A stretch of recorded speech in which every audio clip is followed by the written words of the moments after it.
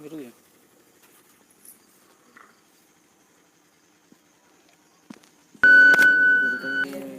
गुरुदेव किसका,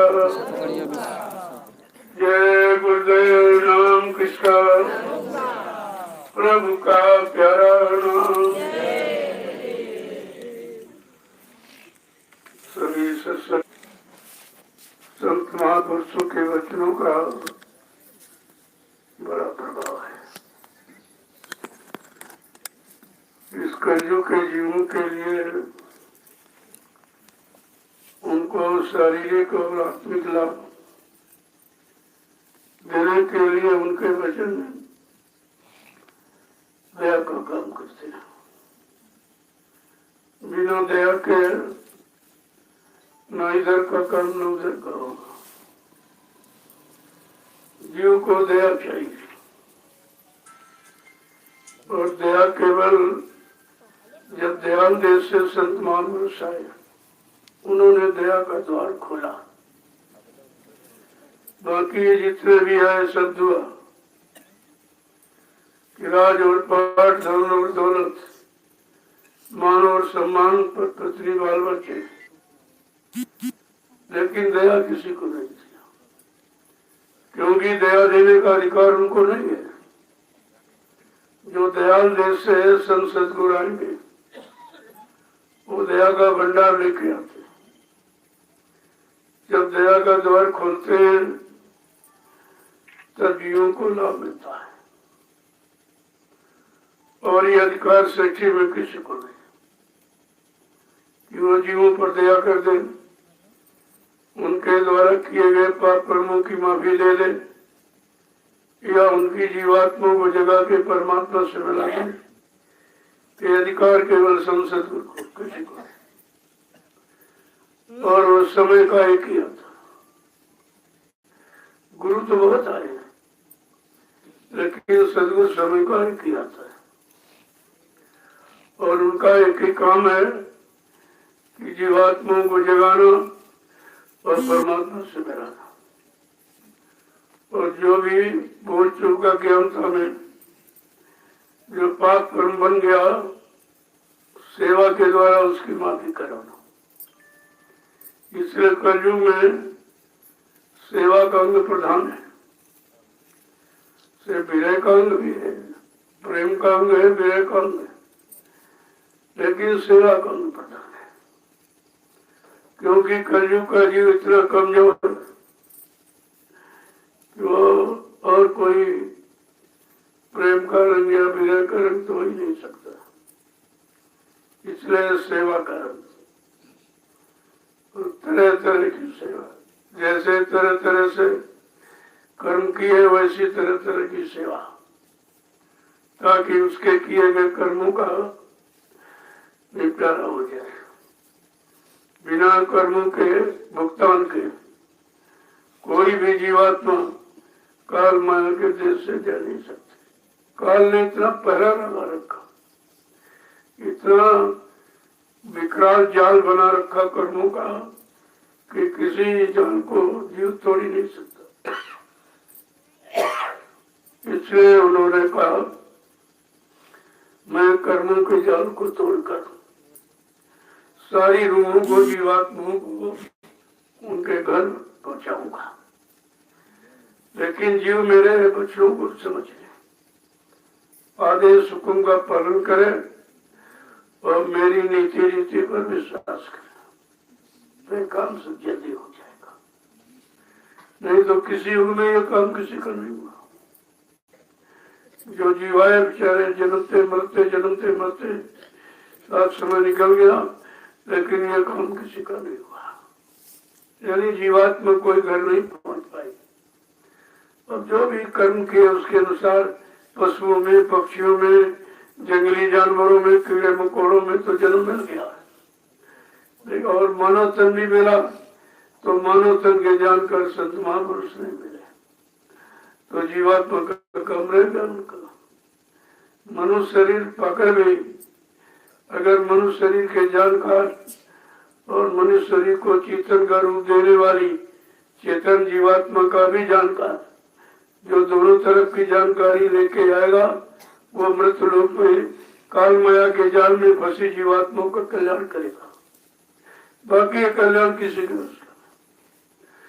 तो कलयुग का जीव कितना बड़ा भागशाली है कि बिना कोई तपस्या, बिना कोई संयम त्याग कुछ आपसे नहीं कराएंगे, और ये नामदान आपको मिल गया जो ऋषि मुनियों को नहीं मिला, जिनको भगवान कहते हो रामकृष्ण को भी नहीं मिला नामदान, उनको भी नहीं मिला, क्योंकि उस समय नामदान देने वाले संत महापुरुष थे ही नहीं।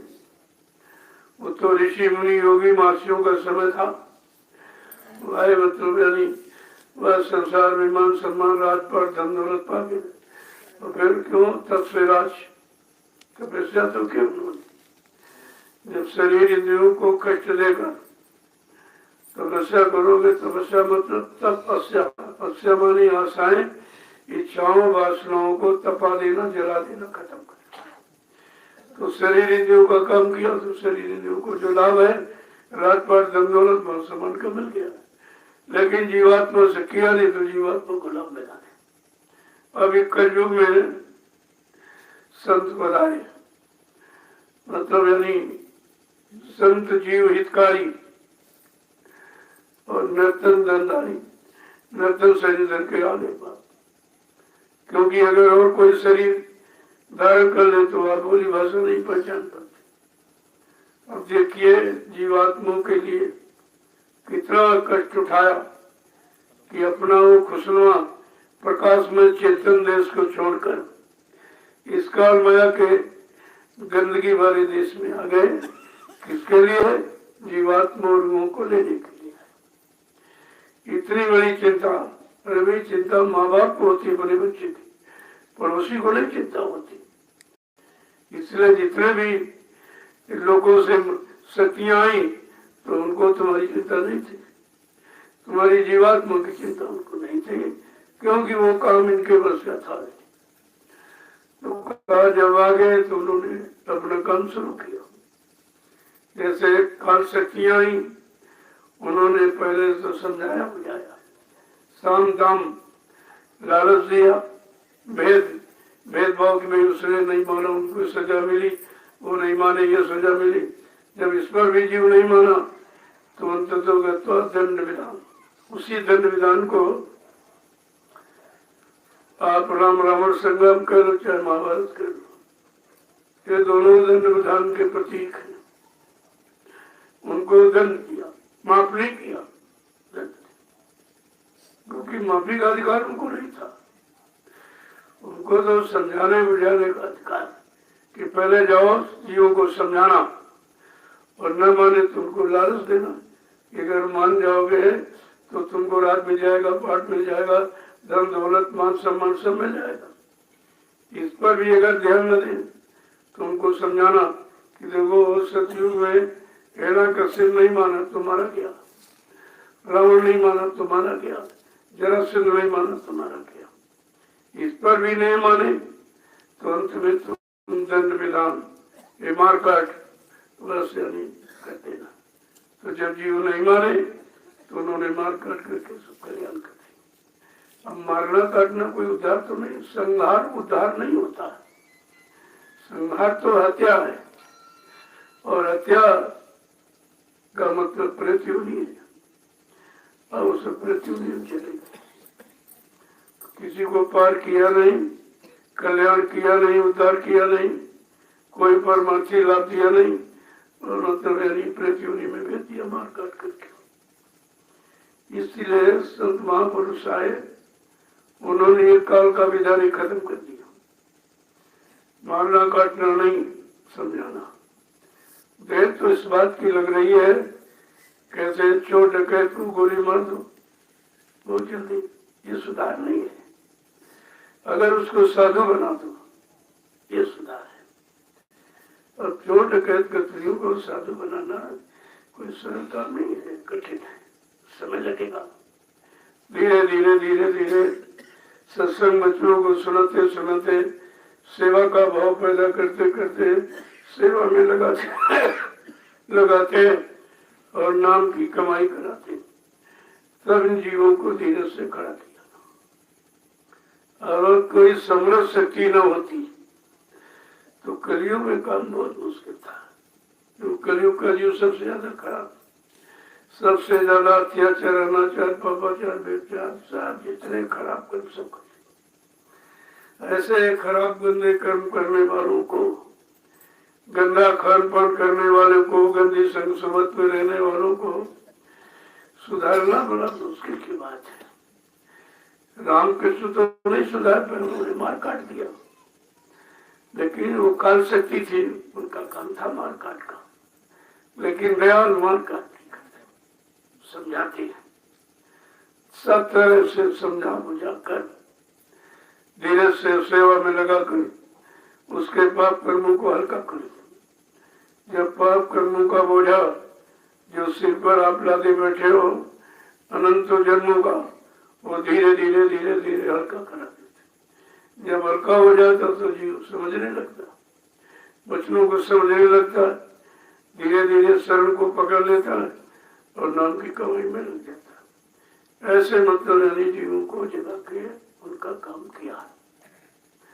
जितने संत कलयुग में आए, कबीर साहब से लेकर हजारों संत, सबने जगाने का काम किया, लेकिन इस तरह से जो समर्थ मालिक ने किया है वर्तमान समय वो किसी ने नहीं। उनके पास जो गया, कोई सेवा श्रद्धा प्रेम भाव देखा तो उनका में नामदान दे दिया। लेकिन इस तरह घूम घूम के दरवाजे दरवाजे गुहार पुकार आवाज लगाकर ये काम किसी ने किया इस सृष्टि में नहीं। इनको कहते हैं समृद्ध मालिक। जब समृद्ध मालिक आया तो इसी काम के लिए आया। जो जिस काम के लिए होता है अपना काम करता है। अब ये काम किसी को मालूम नहीं, किसी ने किया नहीं, तो ना तो कोई इतिहास ना उसकी कोई जानकारी, तो जीव को मालूम नहीं था। इसलिए तमाम तो इसी शंका में रह गए कि ये काम कभी किसी ने नहीं किया और बाबा जी ने मतलब ये सब बड़ी तरफ से मनमानी करके कर दिया। लेकिन धीरे धीरे जब सत्संग में आने लगे, जब सत्संग वचनों को जो गूढ़ राज जीवात्मा परमात्मा के मिलने का है, उस गूढ़ राज रहस्य को जब सुना और समझा, कुछ थोड़ा बहुत मतलब यानी करने लगे, तो धीरे धीरे समझ में आ गया। और कितने लाख लोग बदल गए थे। बात यह है, अब काल माया को चिंता थी कि अगर सारे जीवों को समझा देंगे, सारी सुरतों जीवात्माओं को नाम की युक्ति बता के मतलब यानी इनको अगर घर पहुंचा देंगे तो हमारा देश तो खाली हो जाएगा। फिर मुझे तपस्या करने का मतलब क्या? जो मैंने अखंड तपस्या सत्पुरुष की वो खुश होकर उन्होंने एवमस्त करके हमके ये जीवात्माओं का भंडार दे दिया। अगर ये सब जीवात्माओं को ले जाएंगे तो मेरी तपस्या का मतलब क्या है? तो चिंता तो अपने विकास की सब होती है। जो मेरा बना बनाया बनी बनाई व्यवस्था सब बिगड़ जाएगी। सारे जीव अगर जाग गए, सब नामदान ले लिया, नाम की कमाई करके और विश्वास करके अगर सब मतलब चल पड़े तो इधर तो बिल्कुल कुछ नहीं रहेगा। तो इसीलिए वो भी खरीद करता है कि भाई सब लग जाए, थोड़े बहुत तो बड़े रहे। वो भी खरीद करता, उसको भी चिंता है, तो वो बसाने का काम जोरदारी के साथ करता है कि जो मेरे जीव हैं या मेरे अनुसार चलने वाले लोग, लालच मान सम्मान धन दौलत पाने वाले, इच्छा रखने वाले मेरे मेहमान है। जैसे मेहमान घर में आता है ऐसे मैं इन मेहमानों को इनकी पूर्ति करता हूँ। अगर ये 1000 मांगता तो 1 लाख रुपए देता, 1 लाख मांगता तो 1 करोड़ देता। किसी तरह से तुम जो चाहो ले लो, लेकिन हमारे देश से जाने की बात मत करो। यही बने रहो, यही जन्म लेते रहो, आते रहो, जाते रहो, तो मेरा राज बरकरार बना रहेगा। लेकिन जब सतगुरु दयाल आए, उन्होंने एकदम ढिंढोरा पीट दिया, चलो चलो सब अपने घर चलो, सब अपने घर। पूरी आवाज लगा दी, धाम चलो अपने भाई, पराए धाम क्यों रहना, काम अपना करो भाई, पराए काम क्यों बचना। ये आवाज किसी ने नहीं लगाई। कलयुग इतने संत है, लेकिन ये नहीं कहा कि अपने घर चलो घर चलो। ये पराया देश जो तुम शरीर इंद्रियों से काम कर रहे हो, ये भी पराया काम है, क्योंकि शरीर इंद्रियां भी तुम्हारी नहीं। एक दिन ये भी साथ छोड़ देंगी और तुमको अकेला जाना पड़ेगा। ये सब समझा बुझा कर आपको खड़ा किया गया, लेकिन वही बात जैसे कूड़ा कचरा जमा करो और आंधी आ गई, उसने फिर फैला दिया सब कूड़े कचरे सब जगह। ऐसे जीवों को तो खड़ा किया गया, लेकिन लोभ लालच की आंधी आई और जीवों को फिर वही फैला दिया, सबको वहीं बखेर दिया, सब उसी लोभ लालच के पीछे गए। कहने का मतलब और संगत जगाने का मतलब क्या है? लेकिन सारा नाम देगा, सुनने का तो एक प्रश्न निकला, बोझा उतार के जाओ, कुछ हल्के होके जाओ। ऐसे आते जाते रहोगे, कर्म करके धीरे धीरे उतरता रहेगा और पाक सामने मन पवित्र हो जाओगे, अपने घर जाने के काबिल। तो महापुरुष दया कर देंगे, सहारा लगा देंगे। दया तो है तभी तो आप आए हो, लेकिन जाने की दया जब होगी तब जाने वाला काम करोगे। अब जाने वाला काम तो नहीं कर, तुम बचने वाला काम करते हो और तुम मांगते भी यही हो। यहाँ आ गए हो लेकिन मांगते हो काल का सामान, शादी नहीं हो रही हो शादी करा दीजिए, बेटा नहीं हो रहा बेटा दे दीजिए, ये धंधा नहीं हो मतलब नहीं, ये नहीं हो बीमारी, ये झगड़े वो झंझट, ये सब काल का दिया हुआ सामान जो तुमने काल का लिया और नहीं दिया तो ये रूप अपनाता है फंसाने के लिए। कहीं बीमारी में फंसा दिया, कहीं झगड़े में फंसा दिया, कहीं मतदारी तो मारपीट में फंसा दिया, तरह तरह के मखेड़े खड़ा करता है कि जिस तरह जीव किसी तरह निकल ना पाए। लेकिन संत महादया के सागर, दया ही नहीं महादया के सागर, वो जीवों को निकालना जानते हैं। लेकिन अगर एक बार भी आपको निकाल दिया जाए फिर तो आप तो टूट जाओगे। जैसे मछली को एक बार भी तालाब से निकाल बाहर फिर तो तड़प जाते, बहुत तड़पती, बहुत खुदती, बहुत तड़पती। तो धीरे धीरे पहले थोड़े पानी में करो, फिर थोड़े पानी में धीरे धीरे कर लो, हो जाएगा, ठीक हो जाएगा। उसकी आदत बनानी पड़ती है भाई, उसकी इसकी आदत बाहर रहने की है कि नहीं, ये जीव की आदत काल माया के सामान से अलग होकर रहने की अभी क्षमता है कि नहीं है, ये देखा जा रहा आपको। तो आपको दिन के लिए आ गए हो तो यहाँ काल का सामान बहुत कम है, कोई नहीं, खासकर वही रोटी है, उसके अलावा काल का कुछ सामान नहीं है। जब इसी तरह से आप एक सप्ताह, 2 सप्ताह, 3 सप्ताह, 4 सप्ताह, कभी मौका मिला 1 साल हो गए, 2 साल, तो धीरे धीरे काल के सामान से आपको अलग कर दिया जाएगा, फिर तुमको दयाल का सामान समझ में आ जाएगा। महापुरुष बहुत धीरे धीरे आहिस्ते आहिस्ते, ये जीव को कोई तकलीफ भी ना हो और धीरे से मतलब निकल भी आ रहे हो, क्योंकि निकलने में ये इसका दिल टूट जाएगा, क्योंकि मन मान सम्मान सामान ये वो, तभी आप सेवा में करते हो, भक्त बनने की कोशिश करते हो। अब नहीं करो घर चलो, ये बिगड़ जाएगा, वो बिगड़ जाएगा, ये खराब हो जाएगा, समझा नहीं है, उसकी गंदी आत्मा को समझा नहीं, उसकी गंदी प्रेरणा को नहीं समझा, और जैसा वो अज्ञानी भाव बनाता फट जा उसकी पूर्ति कर देता। जब इसकी पूर्ति होती रहेगी तो ठीक कैसे होगा? ठीक तो जब होगा जब उसके भोगों के सामान में कटौती करोगे, थोड़ा सा उधर से हटाकर इधर करके करने में लगो और तुम सुनते ही रहोगे तो करोगे कब? में आपने 10 जुलाई 1952 से 2012 तक जो सुनाया गया है, समझा गया, आप सुनते ही रहे, केवल सुनते ही रहे, किया गया कुछ नहीं। तो जरा सा झकोला लगा, स्वार्थी लोग लाठियों ने फट से मारा और आपको हटा दिया, क्योंकि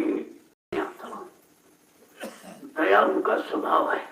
जो नामदान दिया है उस नामदान का मतलब कि वो नामदान जिस काम के लिए दिया गया, जब तक वो काम आएगा तब तक काम मैं पीछा नहीं छोड़ूंगा। और तुम किसी स्थिति परिस्थिति में लाना पड़े, डालना पड़े, मान लीजिए आप नामदान ले लिया, माला कुटी पर डाल दिया, लेकिन जिसने नामदान दिया है वो तो जान सुमरण करेंगे,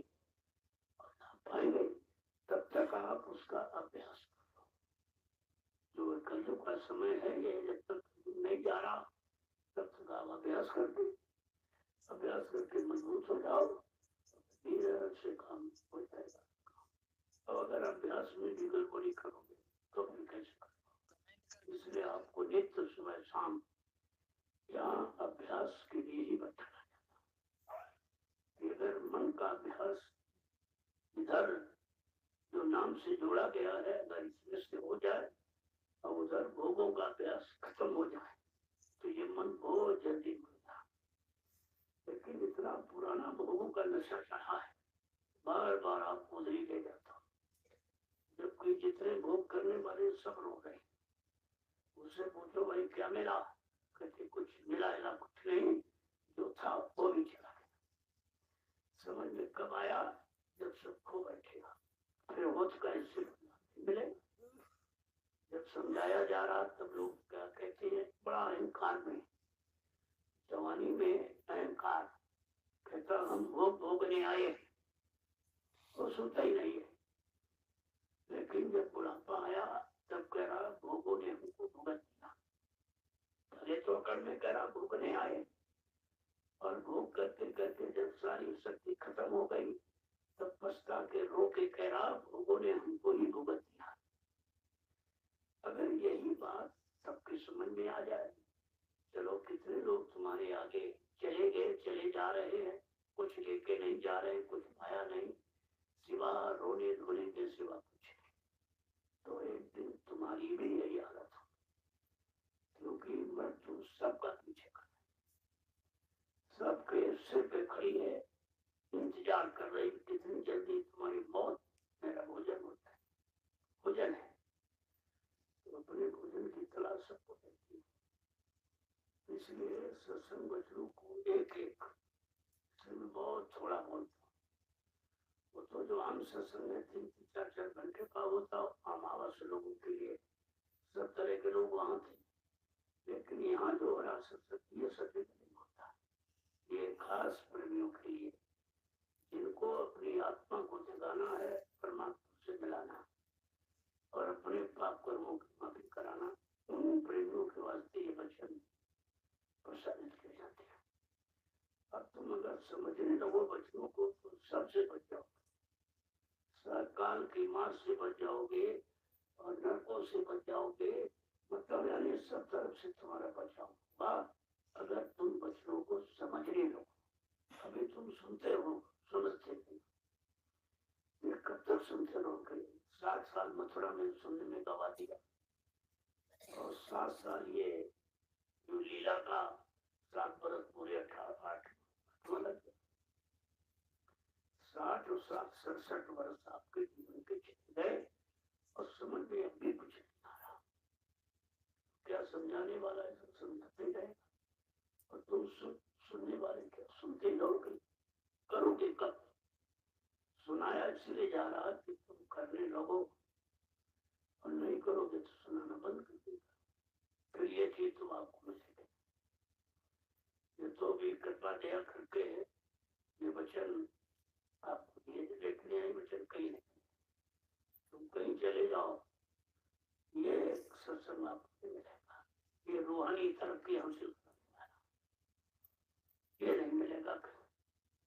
और मन को भोगों से हटाना और नाम के सुंदर ध्यान भजन में लगाना, ये भी काम कोई नहीं करा रहा, क्योंकि जो है वो भी इसी में फंसे, वो तुमसे ज्यादा फंसे, और वो केवल रुपए धन दौलत की बात करते, मान सम्मान की बात करते, भगवान की बात नहीं करते।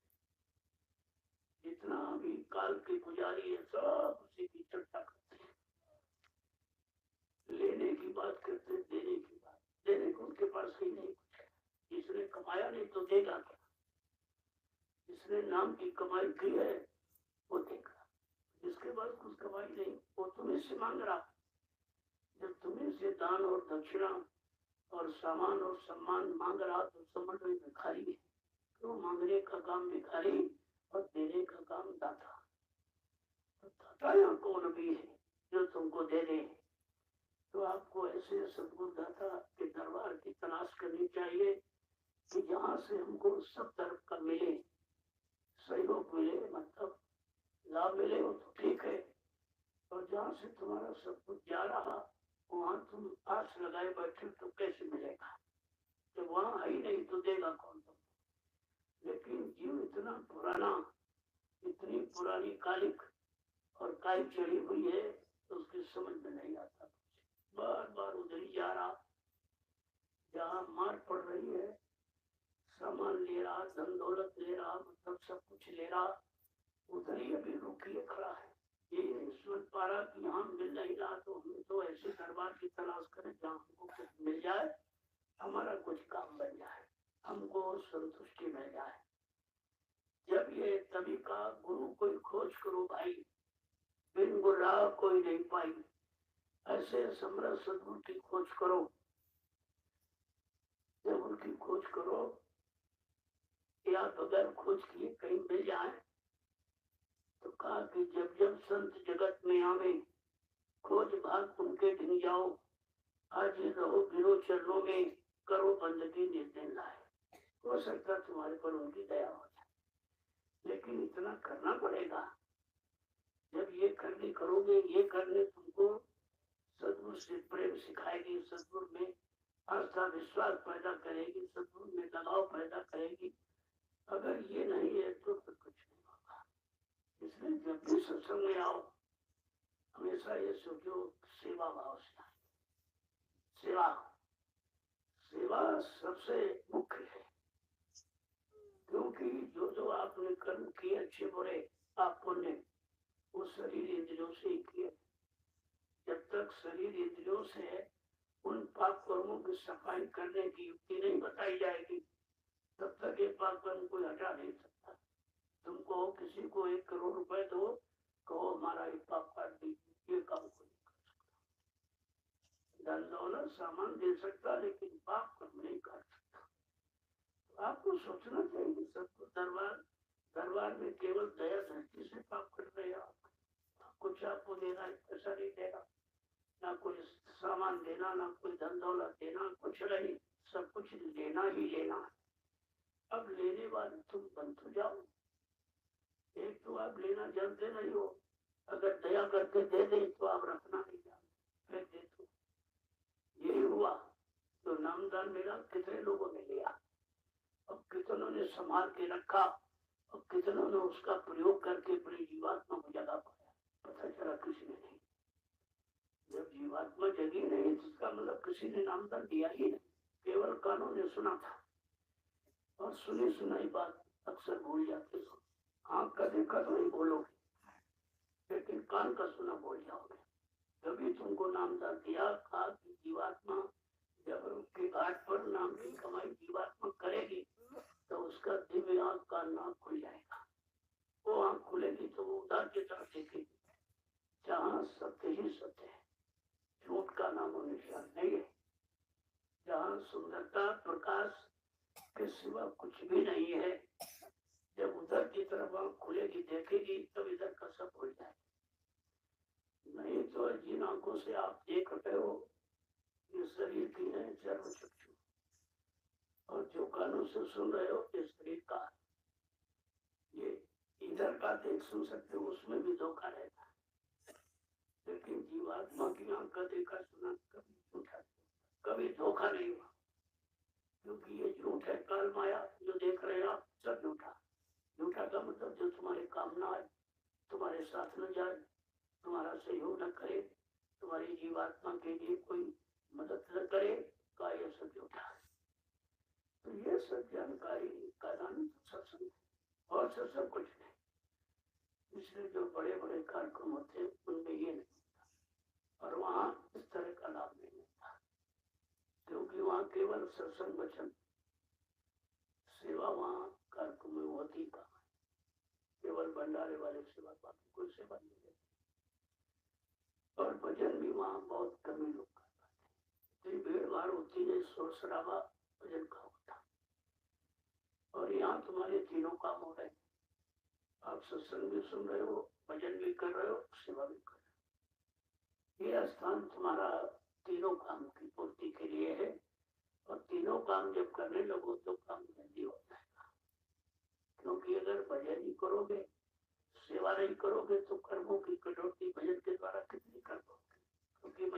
दूसरा कर ही नहीं पाते। तो इसलिए भजन तुम्हारा सुरक्षित बच जाए, आपको सेवा में लगा दिया।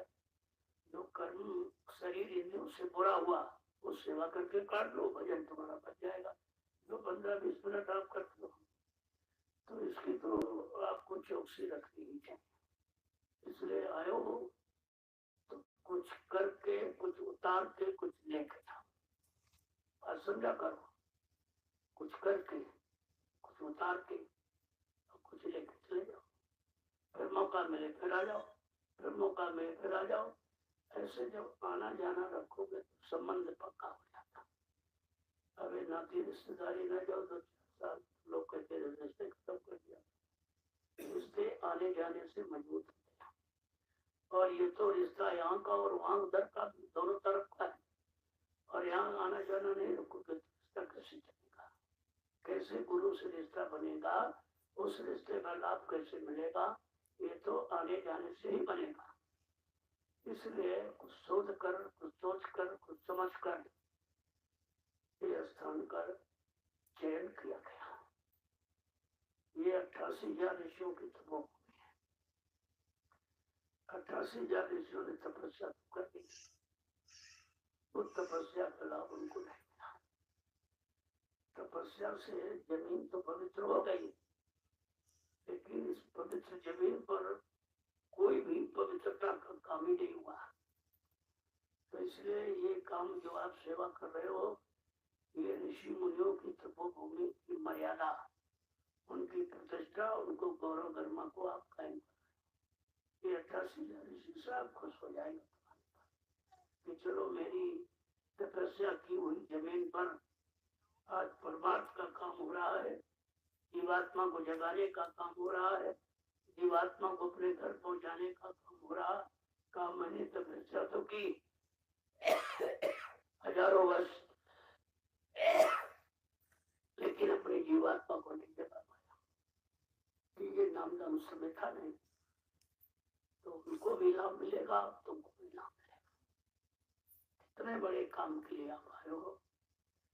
अभी ये राज धीरे धीरे समझ में आएगा, लेकिन जमीन पर आते ही लोगों को कुछ न कुछ एहसास हो रहा है। मथुरा जाते तब ये शांति, इतने कार्यक्रम जगह जगह होते, ये शांति आपको। और ये दर्शन दीदार भी पास से नहीं हो पाता। वहां कोई चीज सब दूरी दूरी दूरी दूरी, और यहाँ सब नजदीकी में हो रहा। तो आप आए हो तो कुछ लेके जाओ, खाली तो नहीं जाने दिया जाएगा। कोई तो तुम्हारे पीछे पोटली बांधी जाएगी, लेकिन तुम उसे समझ कैसे पाओगे? इसलिए जो दिया जाए समझदारी में लेके जाओ। और ये इच्छा रखो, फिर आऊंगा फिर आऊंगा फिर आऊंगा। जब तार जुड़ा रहेगा, इतनी दूर चले जाओ, जब कनेक्शन ऑफ नहीं है तो ऑन करोगे तब वो लाइट तुम्हारे पास वहां भी उठ जाए। अब तुम यहाँ से जाते हो, भूल जाते हो, बिल्कुल भूल गए भाई।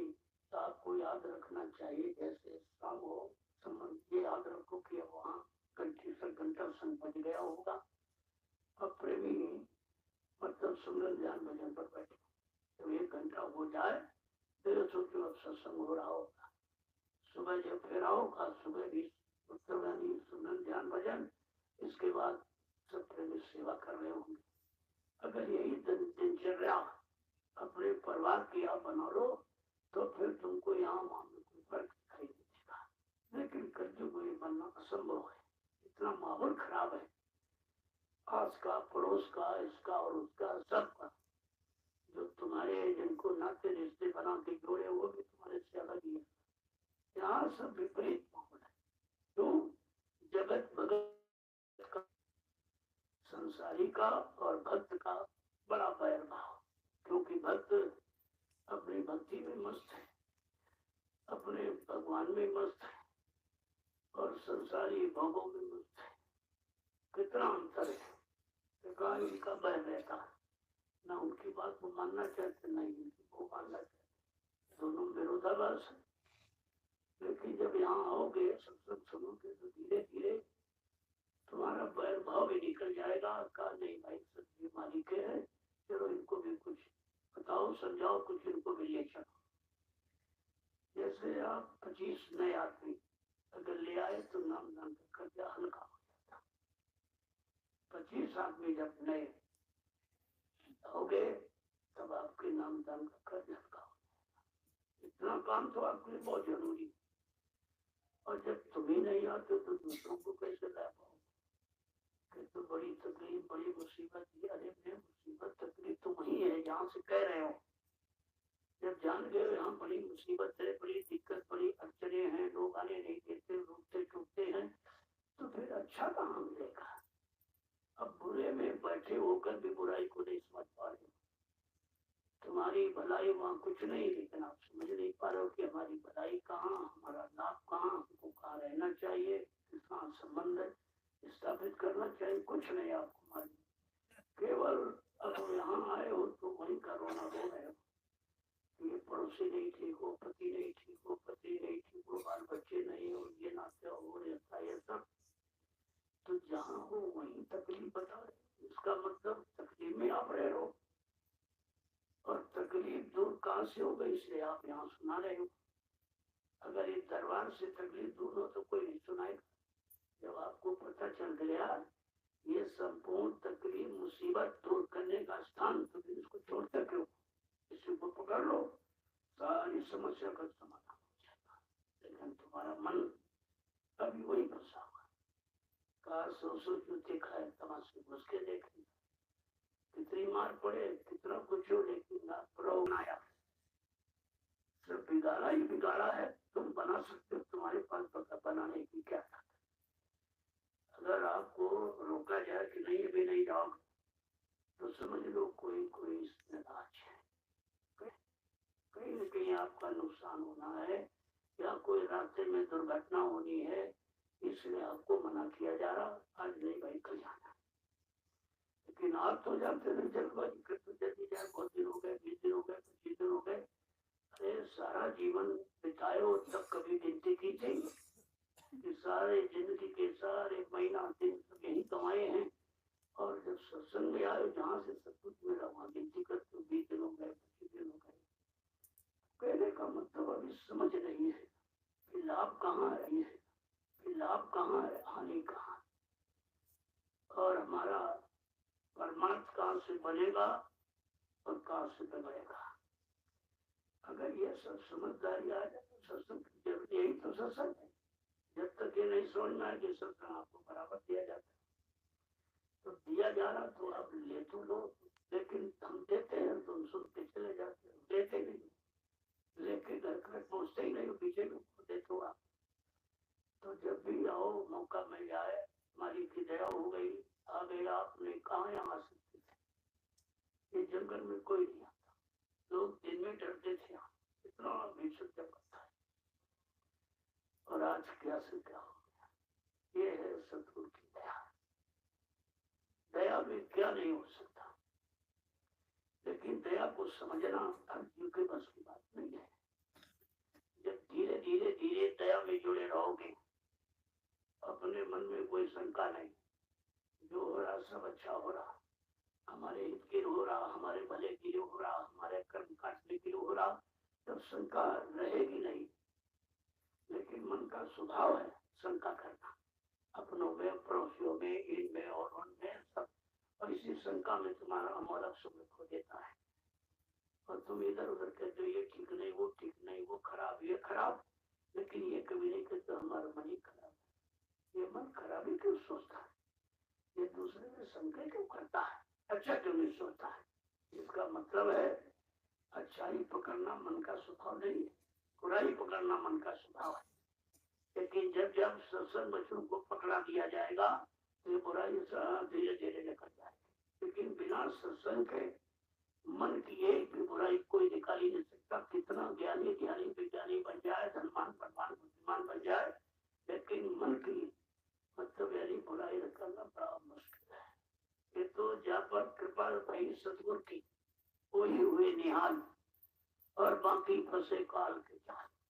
जिन पर सतगुरु दयाल की महान दया कृपा हो गई, वो इस मन की हरकत से बच पाता है। जब इस मन ने बड़े बड़े ऋषि मुनि योगी महात्मा ब्रह्मचारियों को कुछ नहीं एक झटके में गिरा दिया, क्योंकि ये काम भूत है।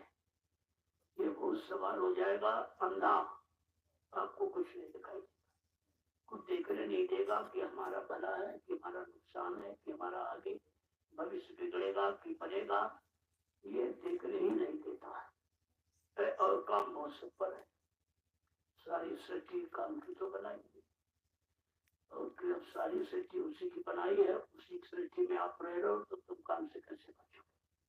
लेकिन जब सत्संग में आओगे या सेवा में लग जाओगे और सुमरन ध्यान भजन में नित्य नियम से, तो ये काम मूर्छित हो जाता, कमजोर हो जाता, ये तुम्हारे पर दबाव नहीं बना सकता। लेकिन तुम तो उसी के मुताबिक ही चलते हो, उसी का कहना, उसी को सहयोग देना, आप काम से वही करते हो, फिर कहते हो हमारा ये हो गया, हमारा वो हो गया, हमारा वो हो गया। तो इसीलिए आपसे बताया कि इस मन की हरकत से बचो। जब इसने ऋषि मुनियों को नहीं छोड़ा तो तुम कौन सी चीज, तुमने तो कोई तपस्या की नहीं है, कोई संयम क्या कुछ किए नहीं आप, तो तुमको कैसे छोड़ेगा। और तुम तो उससे जीत भी नहीं सकते, इसने सबको हराया और तुमको तो एक एक मिनट पर हरा रहा है, एक एक मिनट पर गिरा रहा, हरा रहा, और संभलने उठने नहीं देता है। वो तो सदगुरु दयाल की मौज है कि वो उनके पास इतना मजबूत दयाल की मौज है कि वो उनके पास इतना मजबूत डोरी है कि आपको बराबर खींच कहीं सत्संग में बुला लेंगे, सत्संग में बुला लेंगे। अगर देखते भाई स्थिति कोई नहीं तुम्हारी अच्छी है तो चल के मिल लेंगे, स्वप्न में भी आपसे मिल लेते, किसी तरह जीव को सांत्वना शांति हो जाए। तो एक तरफ से नहीं, तमाम तरह से लाभ मिलता आपको, लेकिन उस लाभ को आप समझ नहीं पा रहे हो, कहाँ से मिल रहा, किसकी दया हो रही, कौन दे रहा। अगर ये सब जान लो तो काम बन देते। जय जय गुरुदेव, जय गुरुदेव, जय गुरुदेव, जय गुरुदेव। नाम किसका, प्रभु का प्यारा नाम। देखो मन रखो, जहाँ कृपा निधाना, मन को कहाँ रखना है, कहाँ बैठाना है, का कृपा निधान। जो दया और कृपा के भंडार है, दया कृपा करने आए हैं, उनके पास रखो, उनकी याद, उनके वचन, उनके श्लोक, ये सब, तो ये मन कुछ नहीं कर पाएगा, क्योंकि वहां ये डरता है। मन डरता है तो सदगुरु किसी से डरता है। इतना कोई प्रयास करो, ये भयभीत गोला बारूद से नहीं होता। केवल डरेगा तो सदगुरु के वचनों से डरे, इसको जानता कि ये वचन हमको उधर से निकाल देंगे, टिकने नहीं देंगे। लेकिन इसीलिए कहा मन राखो जहाँ कृपा निधाना। का लोग कहते आखिरकार मन कहाँ रखें, तो तुमने कभी काम में रखा, कभी क्रोध में रखा, कभी लोभ में, कभी अहंकार में, कभी ईर्ष्या राग द्वेष में, तो यहाँ से तो मन और खराब होगा, ये खराब जगह है। तो इसलिए मन राखो जहाँ कृपा निधाना। जाओ तो तुम्हारे पर कृपा दया मेहरबानी करने आया, मन उनको दे दो, उनके पास रख दो, तो मन फिर उन्हीं को देखेगा, उन्हीं की सुनेगा, उन्हीं के बताए रास्ते पर चलेगा, उनके आदेश हुक्म का पालन करेगा, बस मन का सुधार हो जाएगा। तुम्हें कुछ नहीं करना, तुम्हें केवल सौंप देना है कि मेरे मन को सुधारो, मेरे बस का नहीं है, तो क्या हो जाएगी। लेकिन संकल्प ये रखो, मन को तो सुधार दिया जाएगा, लेकिन तन का सहयोग किसी को मत देना।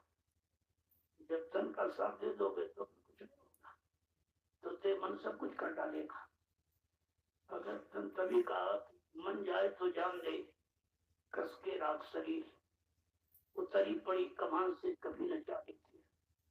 जैसे तीर कमान पर रख दो, अगर प्रत्यंचा खींचने वाला कोई नहीं तो कुछ नहीं होगा। ऐसे ये मन जाता तो जाने दो, लेकिन कस के राख शरीर को पकड़ में रखो कि हम उनको नहीं देंगे। और सर में शरीर नहीं मिलेगा कुछ नहीं कर सकता। तुम्हारे शरीर को साथ में लेकर ही तो पूरे काम करता है, और करता अपना है, रस अपना लेता तो भोगना तुमको पड़ता है। इतना होशियार है। तो ऐसे चतुर चालाक से हमेशा आपको भी होशियार रखना चाहिए। संत महापुरुष होशियारी ये सिखाते हैं कि मन से कैसे बचना, और मन जिनमें फंसा काम क्रोध लोभ अहंकार उनसे कैसे हटना। जब ये सब समझ में आ जाएगा तो बहुत काम कुछ करना ही काम आपको, केवल काम को समझना। ये काम किसके द्वारा होगा, कौन करेगा, कराने वाला कौन है, अगर उनको सौंप दो तो तुम्हें फिर क्या करना, तुम्हें ये करना जो कहें वो करो, जो वो कहेंगे वो करो, तो ये सब काम आपको। जय गुरुदेव, जय गुरुदेव, जय गुरुदेव, जय गुरुदेव। नाम किसका? प्रभु का प्यारा नाम। अब आप लोग खड़े हो जाओ। देखो कल एक महापर्व है, प्रचार प्रसार अभियान दिवस समारोह कल 6 नवंबर। जब से खुद के प्रचार प्रसार किया, वो तारीख है 6 नवंबर मंगलवार सन 1978। आज 41 वर्ष पूरे हुए।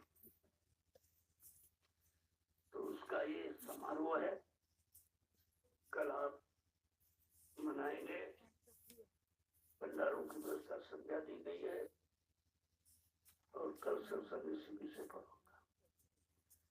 अभी प्रेमियों को मालूम नहीं है ये दिवस क्या है। जिस दिन से प्रचार प्रसार कलयुग जाने से बुद्धो नाम का प्रचार तो कर दिया 1952, लेकिन कलयुग जाएगा सत्युग आएगा। ये अभियान शुरू किया गया, और वो भी काशी में 1979 से वहां से विशेष विस्तार किया गया। लेकिन मैंने जो प्रारंभ किया है वो 6 नवंबर दिन मंगलवार 1978 से। तो ये तिथि बराबर मना, जहाँ मैंने कार्यक्रम करता वही बना लेता। लेकिन आज ये सौभाग्य से 81,000 ऋषियों की तपोभूमि पर ये पर्व मनाने का अवसर प्रेमियों को मिल रहा है। ये तो बड़ा सौभाग्य आपका। तो कल उसको पर्व को मनाना, इसलिए मैंने प्रेमियों को मना कर दिया कि आप कल शाम को जब सत्य दिन में दिन भर जो सेवा है वो सेवा करो, और सत्संग दोपहर में हो जाएगा, और भंडारा प्रसाद अलग, भंडारा अलग। तो कुछ विशेष चीजें से गन्ने का रस, वो डॉक्टर साहब ने कहा कि गन्ना कलाकृत पूछा जितना कटवा लो, तो प्रेमियों का है, प्रेमियों के लिए है। ठीक है, कल आप 10-15 लोग खेत में चले वो आएंगे, सुबह ट्रैक्टर ले लो, तो काट के बिल्कुल साफ करके, क्योंकि वो रस अच्छा गंदा ना हो, अति पत्ती कूड़ा कचरा गंदगी सब साफ करके ले जाओ वहां बेल पर, उसको रस निकाल के यहाँ ले आओ। जिनको पीने की इच्छा पी सकते हैं, बाकी उसका रस और बच जाएगा। मीठा चावल वो भी एक आइटम होगा, और इसके बाद भंडारे का महाप्रसाद, पक्का भोजन बनाएंगे। और प्रसाद में हलवा देसी घी का, देसी घी का बड़ा, क्योंकि ये पर्व बहुत बड़ी यादगार का। बहुत बड़े अच्छे शुभ काम की शुरुआत का है, इसलिए इसको लोग समझ लेंगे। और यहाँ से जो संदेश आप प्रसारित करते हो बिल्कुल सारे देश में प्रसारित कर दो, क्योंकि ये पर्व हिंदुस्तान में कोई नहीं मनाता है। प्रचार प्रसार अभियान दिवस समारोह तो कोई नहीं मनाता, तो किसी ने प्रचार किए नहीं है तो सब अपनी मनमानी और पैसा लेना, ये प्रचार थोड़ी है। प्रचार है सदगुरु दयाल के वचनों का, और उसमें कोई स्वार्थ नहीं, परमार्थ का है। तो ये है, इसलिए ये प्रचार जब नाम सुनेंगे तभी होता है ये क्या है, क्योंकि कोई करता तो नहीं है किसी के पास प्रचार प्रसार अभियान दिवस नहीं, क्योंकि किसी ने किया ही नहीं। वो तो कराए माल को लूट के ले गया, तो किया कुछ नहीं। तो ये सब तुम्हारा संदेश सारे विश्व में जाएगा। अब तो विश्व के तमाम देशों के लोग सूचना दे रहे, भैया हमको भी भेज दीजिए, मैं अपना इंग्लिश ट्रांसलेट करवा करके हिंदी में, हिंदी वाला इंग्लिश में, वो अपनी भाषा में मैं भी सुनूंगा, क्योंकि ये चीज कहीं मिलती है। जितने भी जगह जगह लगे हैं वो सब अपने मतलब की बात करते हैं, जीव के हित की बात कोई करता ही नहीं, क्योंकि जब अपने हित में लाभ और जीव के हित में लाभ थोड़ी है। लाभ तो बहुत बड़ा है, लेकिन जिस लाभ की वो लोग हैं वो लाभ इसमें नहीं, वो परमार्थी लाभ है इसमें। तो कहने का मतलब हो, जो भी कुछ इशारा हो जाए उसको ये समझो आगे आने वाले समय का प्रसाद है, पारितोषिक इनाम है। तो ये प्रचार प्रसार अभियान दिवस समारोह तो कल संपन्न होगा और ये संदेश सारे हिंदुस्तान में पहुंच जाएगा, और आप सब इसके भागीदार बन जाओ, क्योंकि इसमें कितने लोग शामिल हो पा रहे हैं। अब आप देख लीजिए, इसे जब कोई ऐसा अच्छा काम होगा तो बहुत थोड़े लोग रह जाते, कोई नहीं आ पा रहा। अरे भाई तुमको भी तो तलाश करनी चाहिए कि भाई ये मध्य प्रदेश में मनाया गया, जहाँ का तो वहाँ मनाया गया, और की बार कहाँ मनाया जाएगा। तो ये सब वो सही नहीं, उनको सब कुछ नहीं पता कब क्या है, तो उसका लाभ आपको कैसे मिलेगा। लेकिन जो प्रेमी आए हैं वो भाग्यशाली, कोई समारोह में सम्मिलित होंगे, उसका लाभ इनको मिलेगा, और इसके बाद इनकी इच्छा हो जाने की जा सकता है। और ये भाव बना के जाओ तो जल्दी आऊंगा, क्योंकि ये चीज जो मिल रही है आपको कहीं घर किसी परिवार में अगर मिलती होते तो छोड़ के लोग क्यों आते। दुकान दफ्तर बिजली व्यापार धन दौलत में मिलती होती तो यहाँ क्यों आते लोग। ये तो बात सामने सबकी समझ में आ रहा, और धीरे धीरे धीरे आपकी मेहनत फलीभूत होगी, और तुम्हारी इस मेहनत से कितने लोग लाभ पाएंगे। ये है परमार्थ सच्चा। जय गुरुदेव, जय गुरुदेव, जय गुरुदेव, जय गुरुदेव। नाम किसका? जय गुरुदेव। नाम किसका? प्रभु का।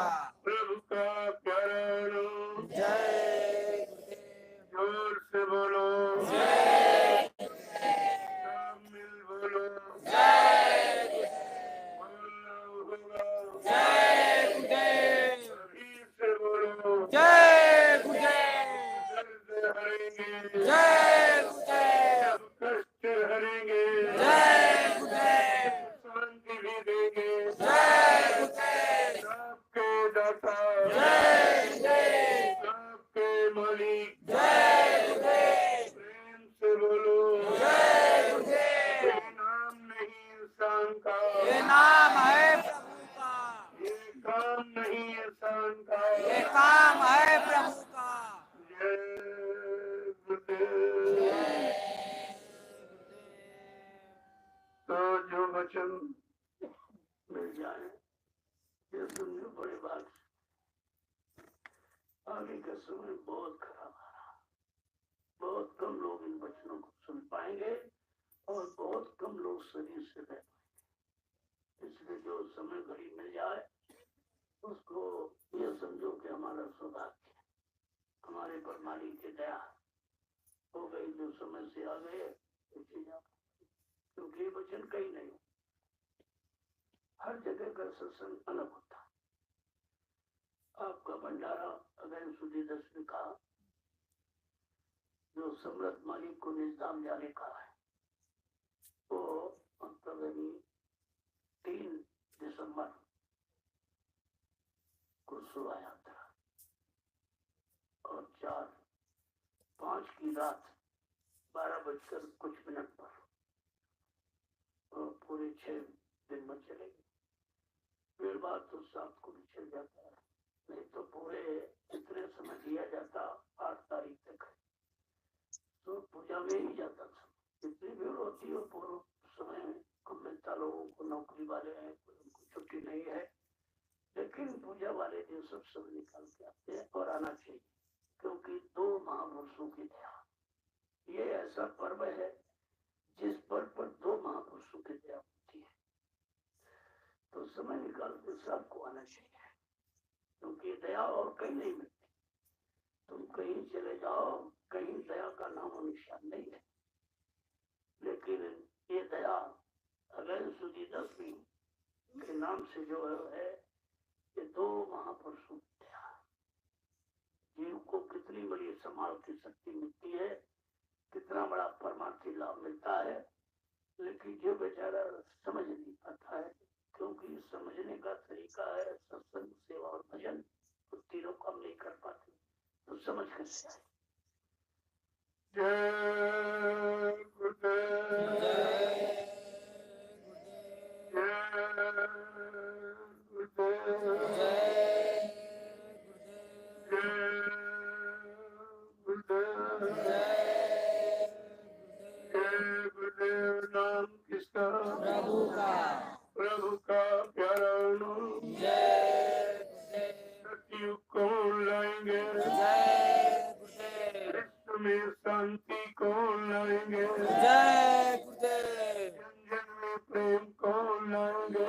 जय गुरुदेव। स्वामी जी का कहना है शाकाहारी रहना है, खाने से हुए खराब, अंडा मछली मांस शराब, खाने से होगी भलाई, साग सब्जी दूध मलाई, सब कुछ होने वाला है, वक्त बदलने वाला है, भी समझ न पाएंगे वो बार बार पछताएंगे, जो अभी जान न पाएंगे वो जीवन भर पछताएंगे, जो अभी जाग न पाएंगे वो जीवन भर पछताएंगे। स्वामी जी की वाणी है, सतयुग की अगवानी है, स्वामी जी की बात न मानी निकल कचू मार जाएगा, स्वामी जी की बात न मानी निकल कचू मार जाएगा। जय तो आप लोग सत्संग का प्रसाद ले, देखो जो कल प्रसाद उसका अलग और ये इसका अलग, और जो भंडारे में मिलेगा वो एक तरह से नहीं है। तो वहाँ तमाम तरह से दया पहुँचाने के कितने तरीके तुम्हारे साथ जोड़े, किसी तरह से दया मिल जाए, दया मिल जाए, दया मिल जाए, दया का लाभ मिल जाए, लाभ मिल जाए, लाभ मिल जाए, लेकिन आप न दया लेते हो न लाभ करते हो, सब छोड़ के ही चले जाते हो। तो इसलिए कल जो सेवा प्रेमी करे तो सेवा करेंगे, तो सेवा करेंगे। हमारे जो बिहार के प्रेमी आए उन्होंने अपना अथक परिश्रम इस लघु सत्संग स्थल के बनाने में किया है, वो बहुत ही दया की बात है, समय निकाला उन्होंने किया। तो कल आपका कुछ काम रह गया उसको पूरा कर लो,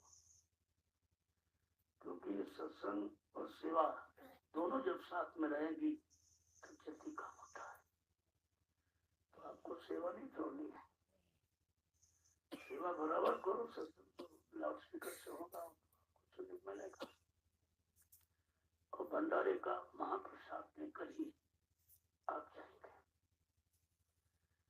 और ये संकल्प करके जाओ कि वापस आपका जल्दी जैसे फुर्सत मिल जाए घर गृहस्थी के काम काज से आप इसका फिक्र करना चाहिए। ये चीज कहीं आपको मिलेगी, कहीं चले जाओ कहीं, क्योंकि पहले से आपसे कहा गया और सत्संग आगे मिलेगा।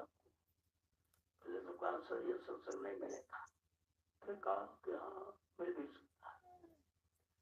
तो घड़ी आपके सामने है और आपको सत्संग मिल रहा है। ये सत्संग कहीं नहीं है, क्योंकि कोई देने वाला नहीं, सब लेने वाले, देने वाला कोई। और लेने वालों से तुम्हारा कौन सा लाभ हो? तुमको तो देने वाला चाहिए, जो इधर का भी उधर का, दोनों तरफ का हमको लाभ दे दे तो हमारा काम हो जाए। यही जानकारी आपको रखनी चाहिए। तो फिर कोई बोल ब्रह्म में शंका में पैदा नहीं कर सकता, न ले जा सकता। तो जो चीज वचन मिले उनको बहुत संभाल के, क्योंकि ये कहीं मिलेगी। कोई किताब में लिखे पढ़ देंगे तो आगे आने वाले समय का जो देखा जा रहा कि ऐसा समय आ रहा, उस समय में लोग कैसे बचेंगे, कैसे संभलेंगे, कैसे परिरक्षा सुरक्षा हिफाजत कर पाएंगे, तो वो चीज आपके सामने रखी जाए। जो सेवा करो सेवा करो, सेवा मत करो। जब तक यहाँ से जाओ सेवा करके जाओ तो सेवा का लाभ जाएगा, सब बाल बच्चे परिवार को सबको मिलेगा। जो आपने जो शरीर से सेवा की है और शरीर से तुम्हारा परिवार बना है, तो इस शरीर से जो सेवा की उसका लाभ परिवार को भी मिलेगा। ऐसा नहीं कि वो लोग वंचित रहे भाई, वो जब तक आप नहीं को उन्होंने कारोबार संभाला घर परिवार का, तो तुम्हारे इस सेवा से उनको भी लाभ मिलेगा। जय गुरुदेव। अब आप लोग सत्संग का प्रसाद ले लीजिए, क्योंकि समय सेवा आपने दिन भर की है, मेहनत की क्या है, तो भंडारा भी चलेगा, उस सेवा को भी आपको रखना है। और सुबह जो है ये सब तैयारी आप कर दो, तो तुमको सजावट जितनी ज्यादा करना, इससे बड़ा कोई पर्व नहीं है, ये सबसे बड़ा पर्व है। अगर प्रचार प्रसार न हुआ होता तो जीव कैसे आता है, कैसे समझ में आता उनके